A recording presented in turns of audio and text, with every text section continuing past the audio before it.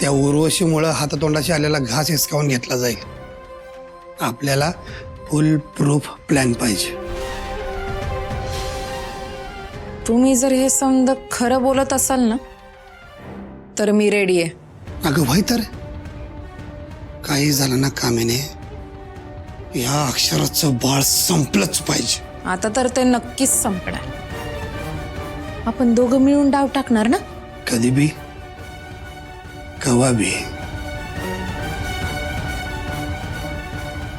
आणि कुठं बी जाग्यावर बिगरी चेक.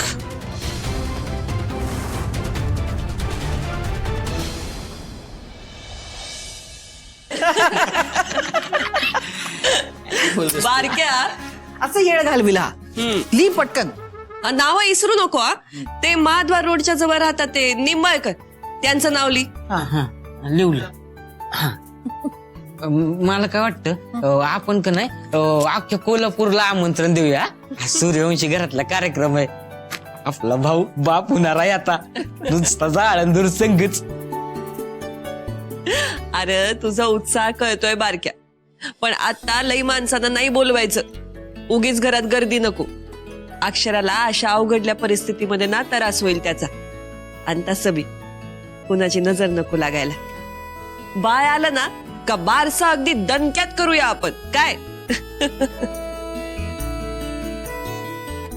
ताई, मी काय म्हणते, आपण जेवणाचं ना बाहेरच सांगूया यंदा. आणि पूजेला काय काय सामान लागेल? म्हणजे इड्याची पानं लागतील, फुलं फळ हे तर लागेलच. आणि काय हो लागेल? अगं वहिनी, नारळ आणि सुपारी, पेढे बर्फी बी लागतील. आणि मी काय म्हणते, फराळाचं सामान बी आपण विकतच आणू. आता बनवायला वेळ नाही. वय वय, उगीच ना आता घाट नको घालायला. समजा इकतच आणू आपण. वहिनी, आपल्या अक्षरासाठी फुलांची दागिने, फुलांची परडी आणि तो बाण बी बनवायला सांगायला लागेल ना? वय तर. आणि झोपाया बी सजवायचाय. असं करू, आपल्या फुलवाल्याला सांगूया, तो छान दागिने करून देईल आणि झोपाया बी सजवून देईल. आणि बारक्या, त्या मेवेकराला पहिला जाऊन निरोप दे. त्याला म्हणाव वहिनी साहेबांनी वाड्यावर बोलवलंय. आलं का ध्यानात? हा वय वय सांगतो. बरं वहिनी, सामानाची यादी झाली ना? मी आणि सुंदर जाऊन घेऊन येतो समजा. वय सुंदर. अरे शर्वरीनं सुट्टीचं सांगितलंय ना? नाहीतर आईने यायला तिला सुट्टी मिळणार नाही आणि समजा गोंधळ होईल बघ.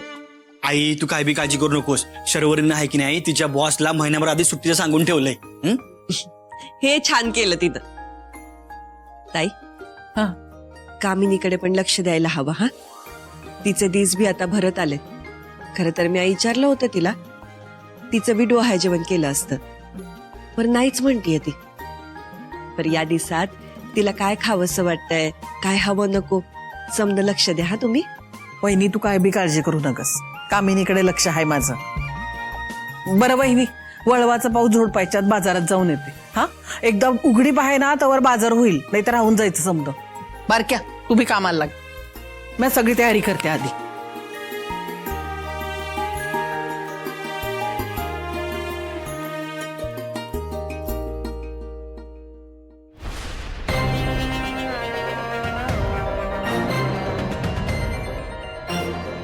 हे काही नाही चालणार. समदगर हसतय गाजतय आणि म्या मात्र इथं तडफडत बसायचं? अजिबात नाही. त्यांच्या या हसऱ्या चेहऱ्याचा ना मला वात यायला लागलाय. यांच्या आनंदात मी नुसत्या पुरी खायच्या का? अजिबात नाही.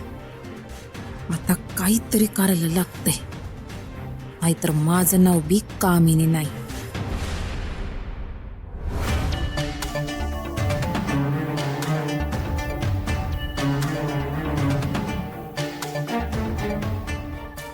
अक्षराचं काहीतरी केलं पाहिजे, नाहीतर माझं पोर बी आयुष्यभर उपऱ्यासारखं जगल. नाही, अक्षराचं काहीतरी केलंच पाहिजे. अक्षराचं काहीतरी केलं पाहिजे म्हणजे?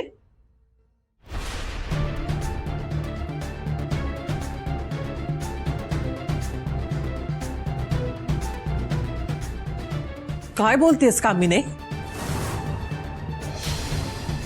अगं बरं झालं तू आलीस.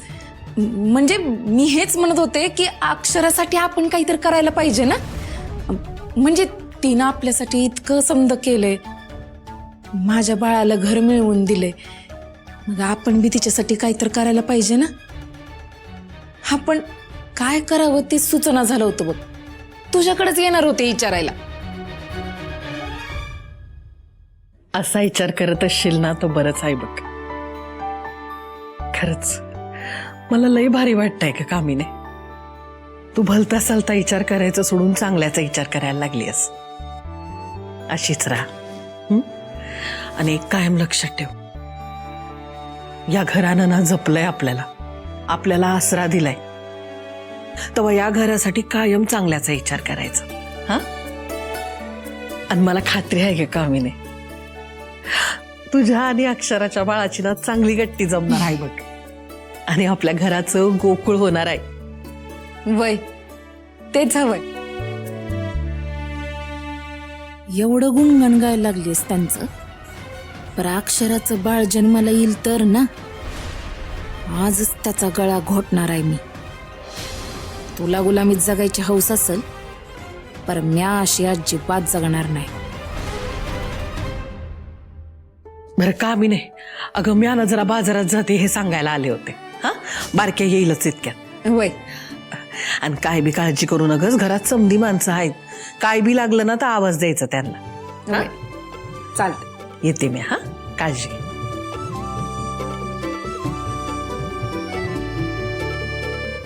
करा डोहाळ जेवण साजरं करा, पर त्यो तुमच्या समद्यांचा शेवटचा आनंदाचा क्षण असेल.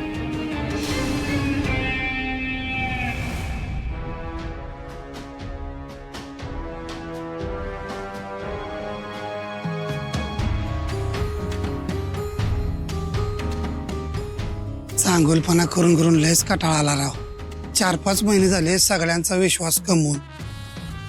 आता हेच खरी वेळ यशवंता घाव घालायची, ते बी सगळे बेसावत असताना. सगळ्यात आधी ह्या अक्षराच्या पोराची वासलात लावली पाहिजे. काही झालं ना तरी हिचं पोर जन्मालाच नाही आलं पाहिजे, अशी काहीतरी गेम टाकली पाहिजे. जाग्यावर बिंगरी चेक होईल. काका काय म्हणे? काय करायला इथं? हा, काही प्लॅन बिन बनवलं का नाही? उद्या काय बी झालं तरी डोहाळ जेवणाला अक्षरा उभी राहता कामा नये. उद्या फक्त या घरातून रडण्याचे आवाज ऐकायचेत मला. अगं तेच तर तोच विचार करायला लागलोय मी. तुला सांगतो